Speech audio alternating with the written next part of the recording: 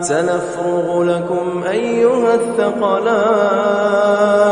فبأي آلاء ربكما تكذبان يا معشر الجن والإنس إن استطعتم أن تنفذوا من أقطار السماوات والأرض فانفذوا لا تنفذون إلا بسلطان فبأي آلاء ربكما تكذبان يرسل عليكما شواظ من نار ونحاس فلا تنتصران فبأي آلاء ربكما تكذبان فإذا انشقت السماء فكانت وردة كالدهان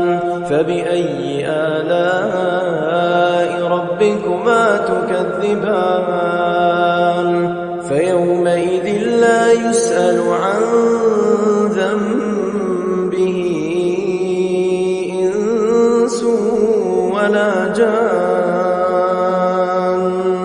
فبأي آلاء ربكما تكذبان يعرف المجرمون بسيماهم فيؤخذ بالنواصي والأقدام فبأي آلاء ربكما تكذبان هذه جهنم التي يكذب بها المجرمون يطوفون بينها وبين حميم آن فبأي آلاء ربكما تكذبان